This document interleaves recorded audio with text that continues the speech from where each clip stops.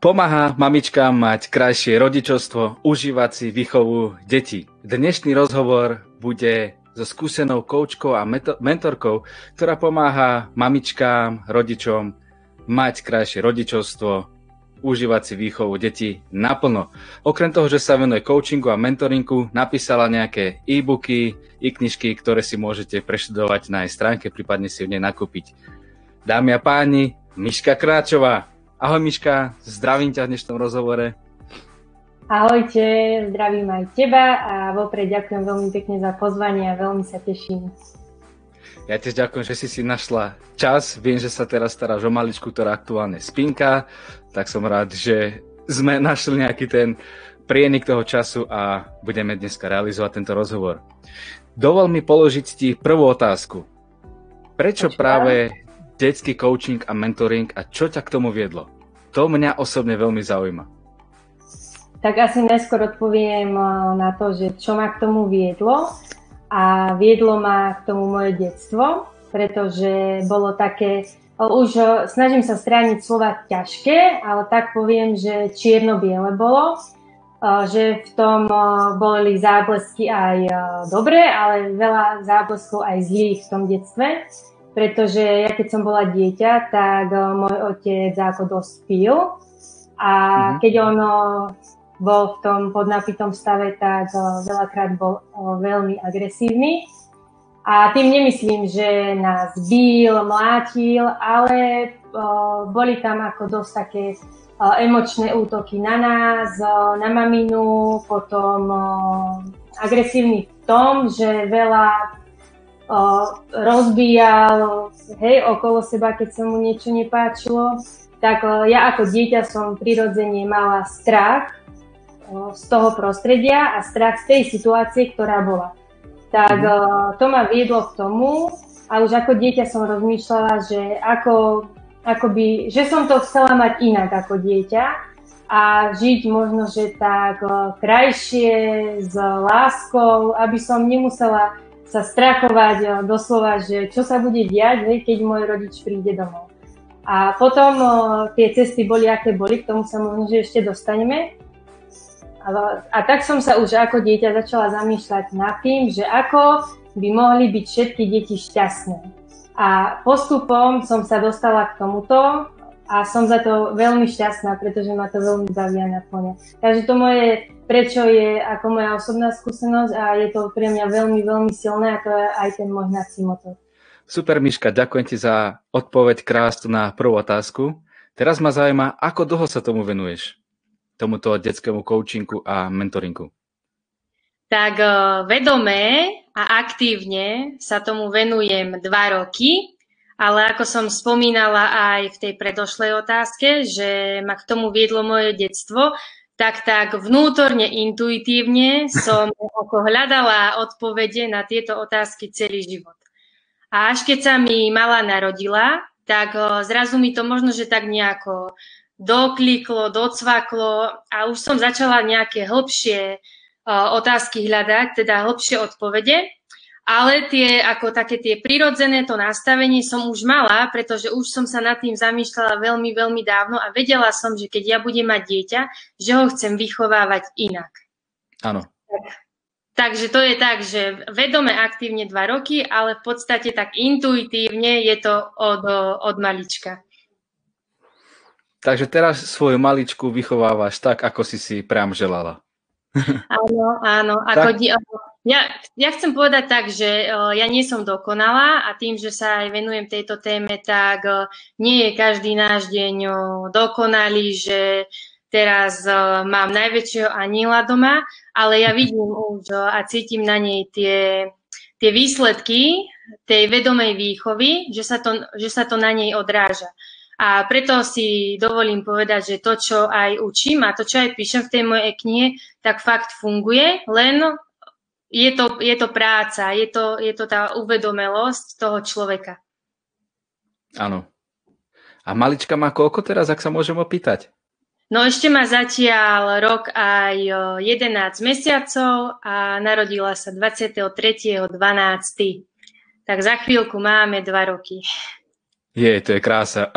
Ty deň pred Vianocami. Tak. Čo je základom toho všetkého, že popri práci stíhaš aj výchovu svojej maličkej? Ako to všetko stíhaš? Toto veľa ľudí zaujíma, ale samozrejme, že ja mám zatiaľ len ju, kebyže mám ešte druhé dieťa, možno, že tretie dieťa, tak by to bolo oveľa náročnejšie. Ale ja som vždy bola taká cieľavedomá, ambiciózna a človek asi musí vedieť, že prečo to robí. A tak si tú otázku musí sám zodpovedať. A všetko je to o tých prioritách, o tých ambíciách a o tom, aké máme priority počas toho dňa a ako si to vieme zorganizovať.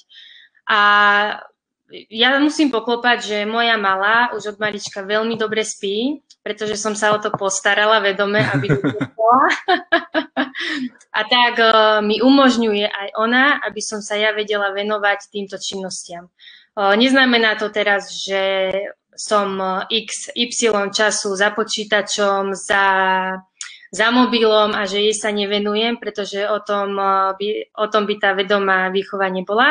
Ale snažím sa vždycky tomu venovať čas, keď ona spí, keď teraz je, dajme tomu, so svojím ocinom, alebo keď ju má starka, lebo zvykne aj ku starke chodiť. Takže vždycky, keď ja mám priestor na svoju tvorbu a na svoju prácu, tak sa venujem tomu. A to znamená to, že tie veci pre mňa, ktoré nie sú prioritné, ako napríklad chodenie na kávy alebo shoppingovanie, tak tie idú bokom a dávam do popredia to, čo je pre mňa dôležité. Super, tak je podstatné, aby si to aj naďalej zvládala. Tak. No dobre, ja si osobne všímam, že keď rodičia vo všeobecnosti vychovávajú svoje deti, tak používajú také dva typické nástroje, a to sú vyhrážky a krik. Neustále, že čo to zase robíš, prečo to robíš, zase si dostal 5 škola, mohli by sme pokračovať do rána.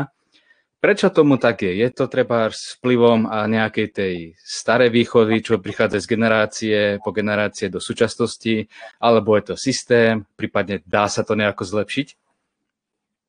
Tak, toto je veľmi dobrá otázka, lebo toto si všímam a ja veľmi často, keď dajme tomu chodím s malou na ihriska sa hrať alebo niekde medzi deti a rodičov, keď sme v kolektíve.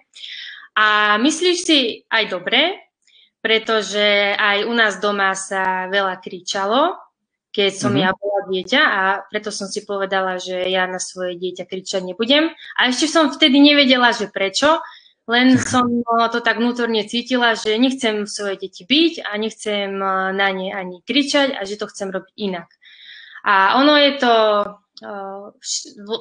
to vlastne závisí od prostredia, v akom vyrastáme, čo sa naučíme, čiže aj od tej našej staršej generácie, od tej rodiny, v ktorej sme, ale aj od prostredia, ktoré nás ovplyvňuje, ale najviac tam hrá rolu tá rodina, v ktorej sme, pretože väčšinou sa všade kričí. Hej? Aj ty si to možno že zažil doma, že sa kričalo a Karol, nerob to, Karol, nerob hento. Hej, a k tomu ešte nejaké tie nadávky. Áno, presne. A potom to máme tak podvedome, naučené a my si to ani neuvedomíme. Hej? Ono to len z nás vylezie a keď si to neuvedomujeme, tak sú to tie staré naučené podvedomé vzorce, ktoré nás naučilo naše prostredie, v ktorom sme vyrastali, ale dajú sa tie vzorce meniť, len to chce veľký kus práce na sebe a nejde to zo dňa na deň. A o tom je aj ten vedomý prístup, že si to uvedomíme a že zajtra to môžeme urobiť úplne inak. Áno. To, keď je v detstve nejakého už teraz dospelého človeka, keď si zoberieme nejaký príklad, je dospelý chlap, povedzme 30-ročný a v detstve mal nejakú výchovu, kde sa používali nejaké nahrážky, vyrážky, povedzme možno aj šikana v škole. Toto všetko ho z detstva vie vlastne ovplyvniť aj v jeho správaní v súčasnosti, mám pravdu? No určite áno. Ako zase poviem to, že je dôležité, v akom prostredí sa ten človek pohybuje, lebo to prostredie ovplyvňuje ako človeka a ako osobnosť samotnú. Či už je to žena, či už je to muž, tak to prostredie, v ktorom je, tak tomu dáva nejaké tie vzorce aj vzťahové, ako by človek mal fungovať, či už muž alebo žena.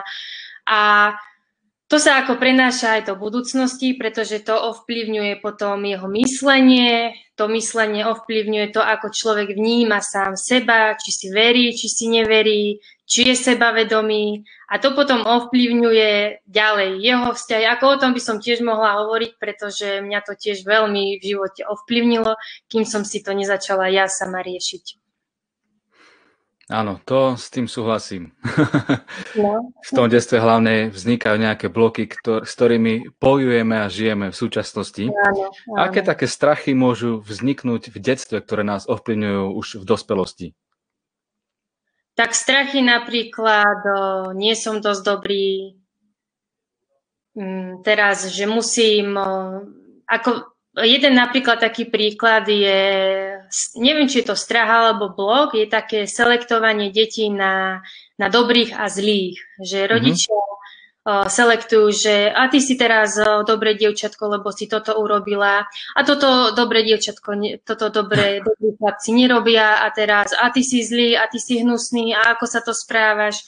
A toto je to selektovanie na dobrého a zlého, keď dávame alebo štepujeme tomu dieťaťu tú myšlienku, že on len keď je dobrý, alebo keď je dobrý, tak len vtedy ten človek bude mať rád. Teraz ja nemôžem urobiť nič, čo by sa tomu človeku nepáčilo, pretože ma ten človek nejako odsúdi, nepríjme ma a tým pádom aj nabúrava sa človeku takto sebavedomie, by som povedala, pretože ten človek sa odkláňa od toho, kým je a stráca samého seba odstupom času.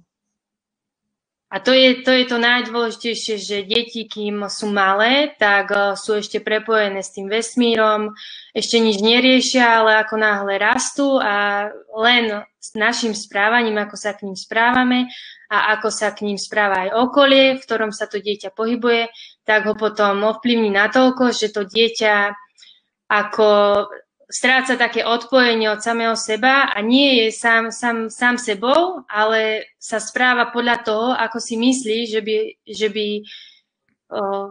ako si myslí podľa toho okolia, že by sa malo správať. Aby ho to prostredie, v ktorom sa nachádza, aby ho prijalo. A tým pádom ten človek stráca aj takéto šťastie v tom živote, pretože nerobí alebo nie je tým, kým od malička je, už som sa asi rozrečnila, ale myslím si, že som pochopil, že čo chcem tým povedať.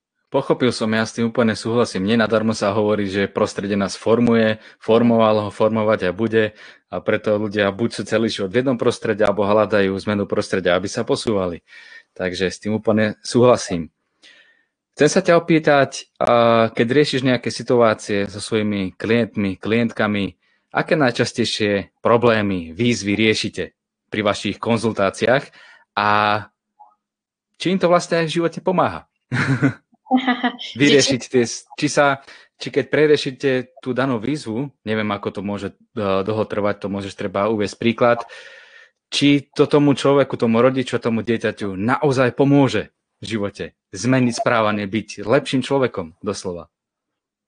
Tak záleží potom, že či sú to menšie deti alebo väčšie deti. Ja sa zatiaľ venujem tým menším deťom, pretože s nimi mám aj skúsenosť a rada ako podávam tie svoje skúsenosti aj, čiže nie je len nejaké naučené teórie, ale doslova, že to, čo má človek odžité a to, čo mu funguje.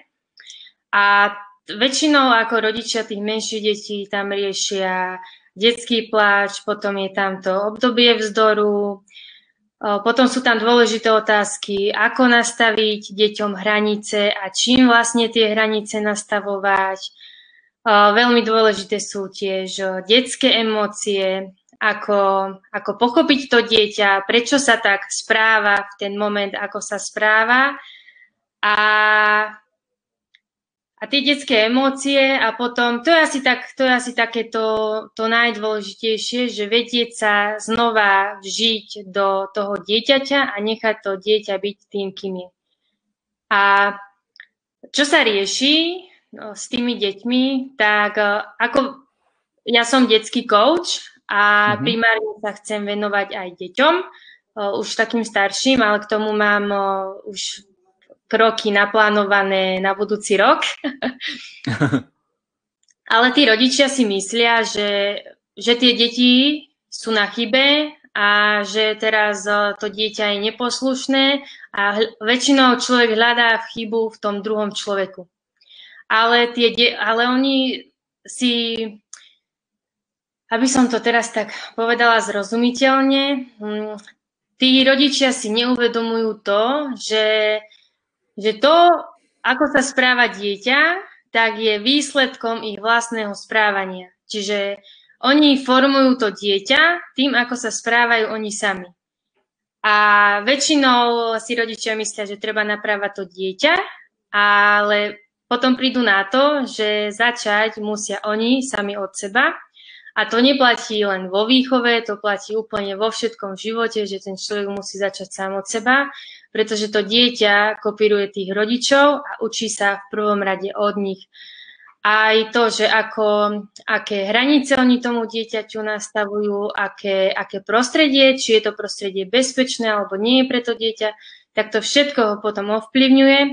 A to, keď sa potom správa dieťa tak, ako sa správa a ľudia alebo rodičia ho vidia ako zlé dieťa, tak je len výsledkom toho, ako oni k tomu dieťaťu pristupujú, koľko lásky mu dávajú, aké sú empatické voči tomu dieťaťu, nakoniec aj to, že či majú trpezlivosť pre to dieťa, alebo nemajú. Áno, áno. Ono väčšinou sa dávajú aj príkazy deťom a zákaz, napríklad typické, že nechytaj to, budeš špinavý, nechytaj to, lebo to je horúce. Ako napríklad v takéto situácii by mal človek správne zareagovať, že povedzme si príklad, dvojročné dieťa sa ide chytiť a horúce panuje. Deti malé radi spoznávajú, chytajú a čo je lepšie, keď poviem tomu dieťaťu, nechytaj sa, lebo sa to popálíš, nakričíš rade na neho, alebo zvolíš iný prístup. Čo je lepšie a v prípade, ako by si ty zareagovala v danej situácii? No, dvojročné dieťa napríklad už je v tej situácii, keď chce objavovať svet. A jemu je jedno, alebo ono ešte nemá nastavené ako tie hranice, ono ešte nemá nastavené, ale ono ešte nevie, že áno, tohto keď sa chytím, tak sa spálim a teraz bude to pre mňa zlé. Ako oni veľmi ešte konajú tak emočne a nemajú to teraz ako to, neviem teraz nájsť to správne slovo, nemajú tú logickosť alebo nevedia si dať tak tie veci dokopy, že toto je teraz horúce a môže ma to popáliť. A väčšinou tam, kde ide energia, alebo tam, kde smerujeme našu pozornosť, tam ide energia a teraz to dieťa, my na neho nakričíme a ono zrazu, toto nemôžem robiť, toto teraz mama na mňa nakričala a teraz stáva sa to pre to dieťa zaujímavejšie, pretože tá mama zrazu zmenila postoj alebo zvýšila hlas a teraz to dieťa začne rozmýšľať, teraz prečo to nemôžem spraviť a začne ho to viacej zaujímať, začne väčšiu pozornosť tomu dávať.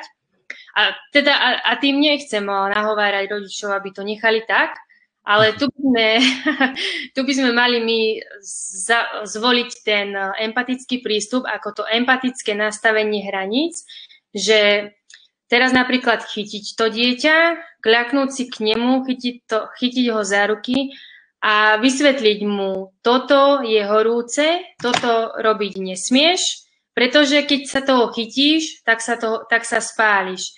Ale to empatické nastavenie hraníc znamená to, že dáme tomu dieťaťu najavo, že áno, že rozumiem, že pre teba je teraz dôležité objavovať svet, že si to chceš chytiť a teraz my mu v tom zabránime. To dieťa začne plakať a my ho nevyhrešíme za to, že plače, ale príjmeme tie jeho emócie a dáme mu to pochopenie, že áno, viem, že si teraz rozhorčený, že sa teraz hneváš, pretože som ti to nedovolila, ale mne záleží na tom, aby sa ti nič nestalo, aby si bol v poriadku. A takto je to ako zároveň aj taký iný prístup k tým deťom, pretože zrazu tomu dieťaťu vysvetlíme, že prečo my konáme tak, ako konáme, prečo sa o to dieťa bojíme a konáme nie ako s dieťaťom, ale ako s malým človekom, ktorý si zaslúži už od malička taký rovný prístup.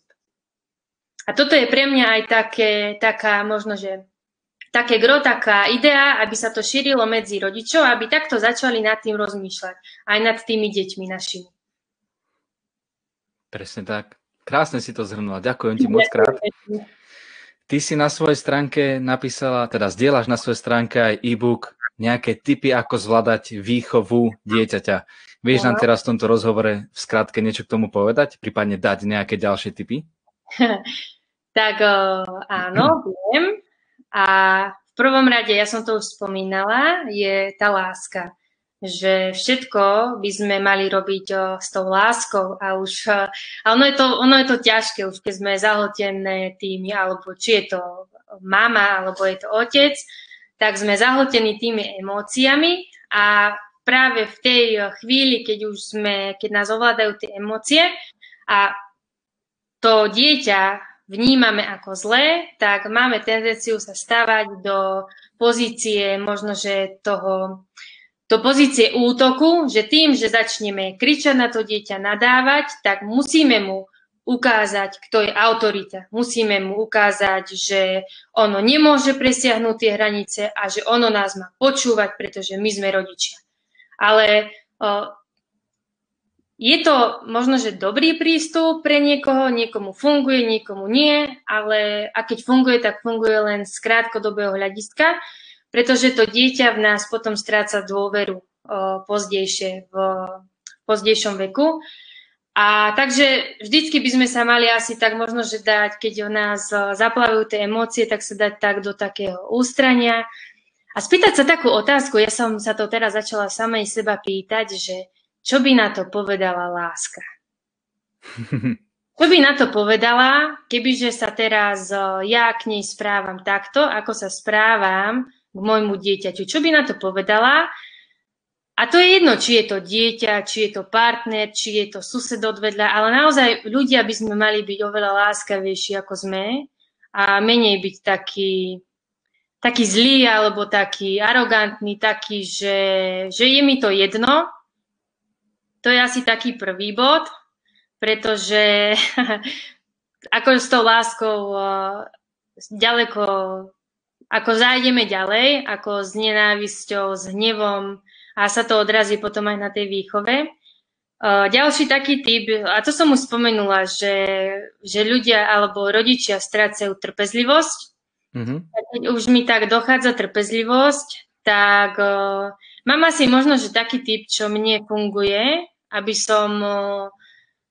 lebo aj ja mám také dni fakt, že už mi dochádza para a už sa plní môj pohár taký, že už mám svoj emočný pohár plný a ja ho potrebujem vyprázdniť, tak vtedy sa buď dám do ústrania, že potrebujem fakt ten čas pre seba, aby som ho mala. A svete div sa, a ja keď som teraz malo sama, tak ja ten čas si dokážem nájsť sama pre seba. A to je jedno, či je to 5 minút, 10 minút, či je to vtedy, keď malá spí, alebo je to hocikedy inokedy, ale tá žena a aj ocinovia sú samia s deťmi, takže aby sme ich nedávali do ústrania a aj ten ocino si dokáže nájsť ten čas sám pre seba, keď chce, keď je tomu otvorený a keď hľadá tie možnosti. A potom ešte, čo mi tak pomáha, je doslova, že nádych, výdych, a ten človek sa nadýchne a pri tom výdychu, ako výdychuje tými ústami, tak všetku tú ťarchu, všetko dá zo seba preč. A toto je také, že to vedomé dýchanie, a to nemusí trvať 5 minút, to môže trvať 20 sekúnd, to môže trvať minútu, ale je to taká, ako tá práca s dýchom je veľmi účinná a veľmi aj taká ukľudňujúca.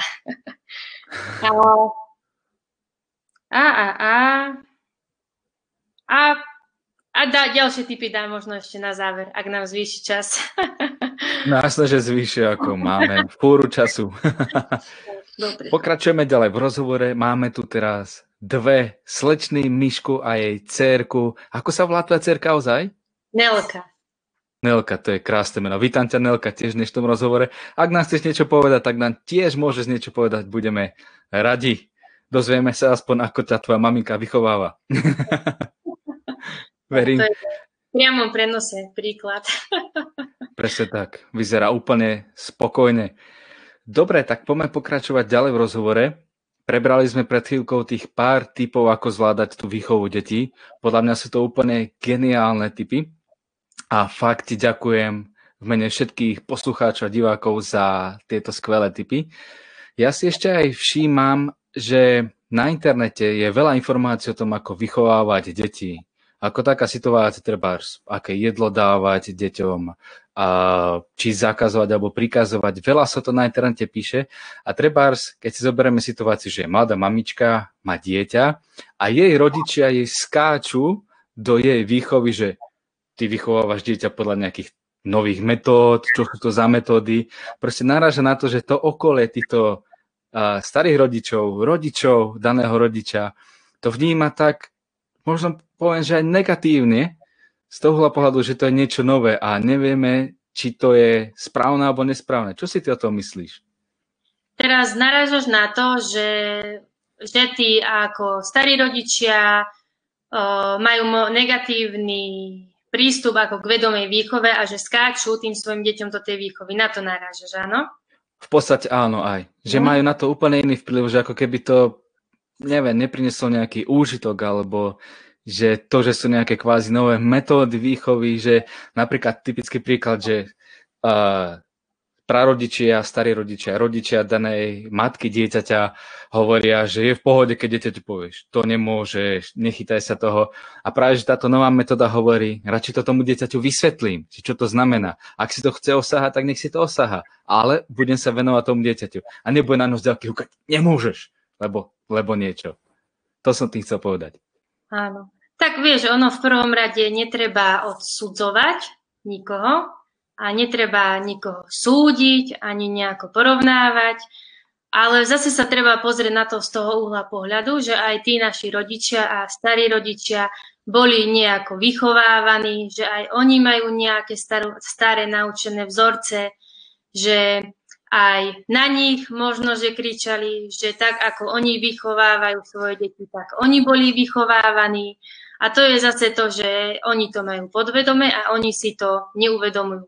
Ale za to nie sú vôbec zlí, pretože z ich uhla pohľadu chcú preto svoje dieťa len dobre a zase sa snažia, aby robia to podľa mňa s láskou k tým svojim deťom, aj keď si neuvedomujú, že tým možno, že niekedy aj ubližujú. Tak ako my, keď dávame veľa lásky našim deťom, tak na jednej strane to môže byť pre ne prínosné, ale na druhej strane, keď je už toho veľmi, veľmi veľa, tak môžeme tie naše deti aj tou láskou zadusiť a tie deti sa môžu zľaknúť, pretože už nemajú takú tú svoju možno, že slobodu alebo vôľu a všetko sa snažíme za tie deti riadiť v mene tej lásky, že im chceme to najlepšie. Takže aj to je taká dvojsečná zbraň a treba si na to dávať obrovský pozor, ja si myslím, a som toho názoru. A potom za druhé, aj tá mamina, už ktorá vychováva svoje dieťa, tak musí vedieť, že čo chce alebo ako chce vychovávať to svoje dieťa. A aj Nelka má svojich starých rodičov a vôbec sa im nesnažím vtlkať svoje názory, ale možno, že je dobré aj pre to dieťa, že vidí, aké je prostredie doma, ako sa mamina správa, ako sa ocino správa a potom príde k starým rodičom a zistí, že tam je to nejako úplne inak. A teraz ono si vie spraviť ten taký svoj názor. A dobrá je to podľa mňa skúsenosť aj pre to dieťa, pretože aj tie naše deti, aj keď sú maličké, tak si musia zažiť tie svoje skúsenosti, kvôli ktorým prišli na tento svet alebo na tento život. A to, keď my budeme stále len zasahovať a snažiť sa všetko riešiť za tie deti, tak oni keď vyrastú, tak tie skúsenosti, ktoré sa majú naučiť, tak ich to počká a možno, že možno, že tie skúsenosti budú oveľa horšie, že budú oveľa bolestivejšie ako... Lebo sa to stále odkladá, až kým si to oni nevyriešia, to, čo si majú v tomto živote vyriešiť. Ale to už zachádzame viac do takej duchovnej sféry a nie každý človek môže byť tomu otvorený a naklonený a možno, že o tom nikto ani nepočul, že aj takto sa dá nad tým rozmýšľať. Ale ešte čo som chcela povedať je ako rešpektovať to určite. Mm-hmm. A tiež si aj uvedomiť potom, že je rodina, hej, to je aj tvoja rodina, moja rodina, tvoji rodičia, moji rodičia. A teraz ty, keď máš už partnerku s deťmi, teraz ja mám partnera s dieťaťom, tak to je nová rodina. A tá stará rodina nemá zasahovať do tej novej rodiny. Tá nová rodina už si má všetko tak riešiť akože sama, kým sama tá nová rodina nepožiada pomoc tú starú rodinu. A ono je to niekedy ťažké a toto určite, ja to tiež budem cítiť rovnako, keď bude Nelka väčšia, že je ťažké uvedomiť si, že teraz nie moja dcéra, moje zlaté dieťa, no ty súhlasíš však, nie, že nezasahovať do toho jeho života, lebo to dieťa, ten človek musí na to prísť sám. Fakt, že my mu môžeme len dať radu, keď on o ňu požiada, ale nejako zvlášť do toho jeho procesu nezasahovať, len byť pri ňom, byť sprievodcom tomu dieťaťu a nejako ho nasmerovať tak správne. Ale vždy tu byť pri ňom, byť tým sprievodcom a dať mu to rameno, o ktoré sa môže oprieť, a tým pádom mu dáme najavo, že áno, u mňa máš otvorené dvere a stále môžeš mi dôverovať a máš to bezpečné prostredie. A to je veľmi dôležité, to slovo bezpečné prostredie, aby mali deti, či už sú malé, alebo sú veľké, či už sú to dospelí fagani, tínedžeri, alebo už je to dospelý chlap a dospelá žena. Áno, tak. Ďakujem opäť. Mňa napadá, to si aj spomínala, že ty sa vlastne venuješ skôr tým maličkým detičkám. Keď si zoberiem teraz takú situáciu trebárs tínedžerov, oni sú väčšinou takí rebelovia, však každý sme si tým prešli. Dá sa aj v tomto tínedžerskom veku, to je asi tak od 12 do 18 rokov, zmeniť tiež správanie toho dieťaťa, lebo vtedy rodičia sa chytajú normálne za vlasy, že ako to s tým dieťaťom mám zvládnuť. Tak ono je to inak v dnešnej dobe, deti tak dospievajú oveľa skôr, takže ja si myslím, že ten tínedžerský vek je aj v pohode 10 rokov, keď dieťa začína, ale opäť je to ten mindset, že tí rodičia si myslia, že musia zase opäť nejako meniť to dieťa. Áno, dá sa pracovať aj s tým dieťaťom určite, ale v prvom rade zase musí spraviť ten človek zmeny sám v sebe. Lebo ako sa hovorí aj medzi partnermi, že vždycky sú na chybe dvaja, aj pri výchove to nie je len o tom dieťati, ale hlavne je to o tom rodičovi, že čo on tomu dieťaťu dáva. A keď už narážam alebo si spomínal deti, tínedžerov, tak toto je taký dosť častý vzorec, čo sa týka výchovy, že rodičia sú zamestnaní, pracovní, majú nedostatok času, chodia do práce, keď prídu domov, tak riešia, aby deti neboli hladné, aby mali čisto, spýtajú sa, ako bolo v škole, that's it, hej, haslo a dovidenia. A teraz zrazu ten rodič má svoj svet, zrazu to dieťa má svoj svet a nejako sa začína sa naštrbávať ten vzťah medzi nimi tým pádom, že to dieťa sa odpája od toho rodiča. A to dieťa stále potrebuje nejakého toho sprievodcu, nejakú tú svoju severku, ktorú by mohol nasledovať. A keď sa od malička nebuduje to pevné puto, ten vzťah s tými našimi deťmi, tak tínedžerský vek je kritický na to, že oni si hľadajú iného sprievodcu. A to môže byť učiteľ, to môže byť nejaký rovesník.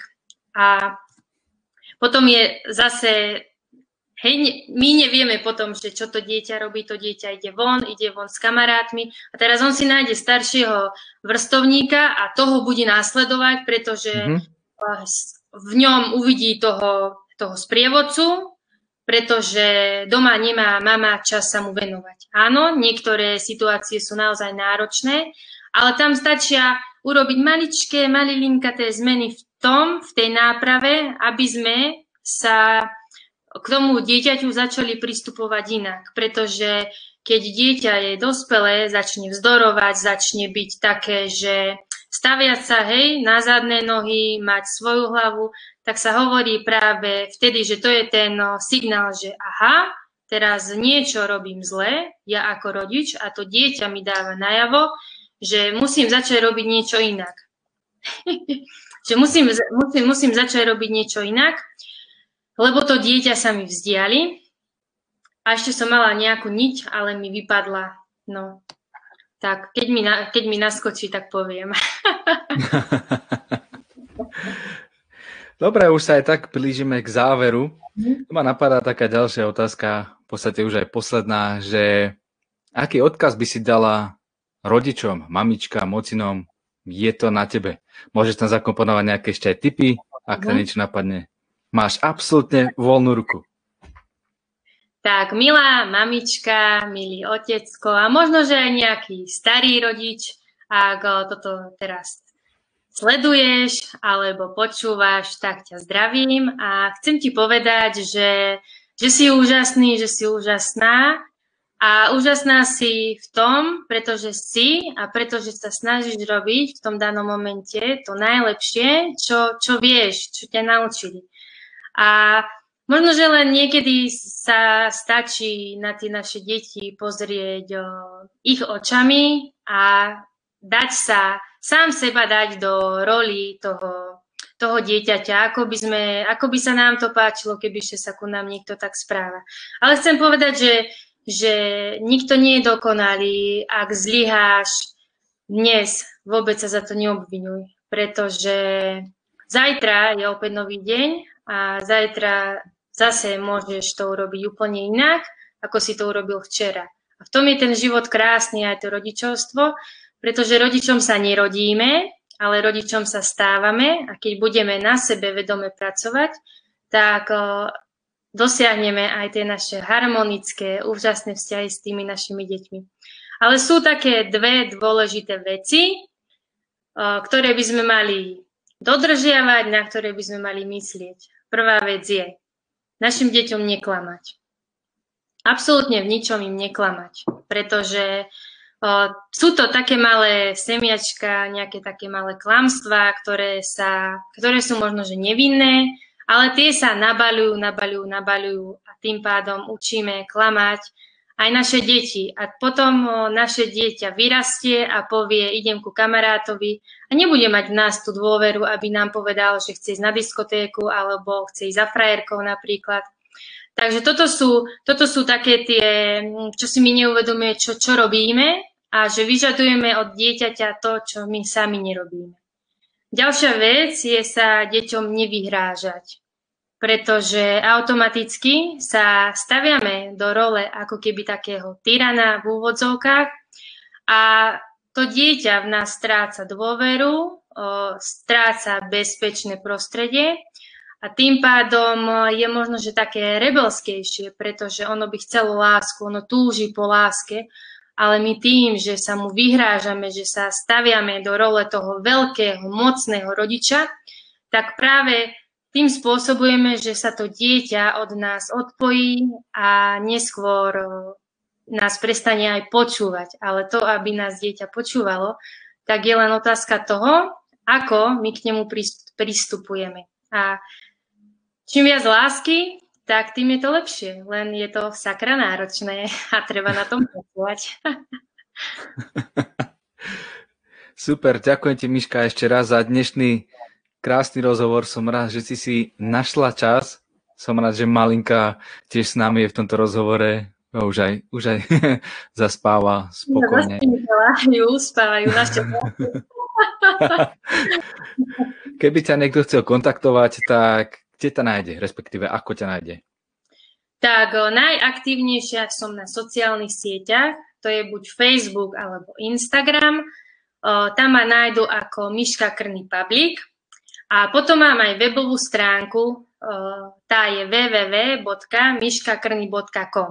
Ale v tomto čase sa ju chystám prerobiť, pretože momentálne v tomto čase, kedy toto nahrávame, tak sa mi tá stránka nepáči. Takže dúfam, že keď ten, kto si toto vypočuje o nejakých možno, že 2 mesiace, 3 mesiace, tak príde na nádhernú stránku, kde sa povie kopec informácií. Super. Miška, sme v závere, sme v cieli. Ďakujem ti ešte raz za tvoj čas, moc si toho vážim. Mohli by sme sa rozprávať aj do nekonečna, pretože toto je dosť široká téma. Prípadne, ak by nás niečo ešte napadlo do budúcna, tak by sme mohli natočiť ďalší rozhovor s rôznymi témami. Ja si všímam, že ty tvoríš aj nejaké audiotréningy, čo som pozeral tú tvoju stránku. By the way, vyzerá pekne, prirodzene. Je to tvoja stránka, je sama o tebe. Teším sa, ako vylepšíš. Teším sa na to, čo ďalej vytvoríš. A prajem ti všetko dobré, nech sa ti darí. Pozdravujem tvoju malú Nelku a majte sa krásne. Ďakujem veľmi pekne aj ja za pozvanie a budem sa tešiť na hocičo, čo vymyslíme ešte. A veľmi sa teším aj na komentáre, ktoré prídu a možno, že aj nejaká spätná väzba, feedback, čo by ľudí zaujímalo, lebo to je dôležité prinášať ten hodnotný obsah tým ľuďom.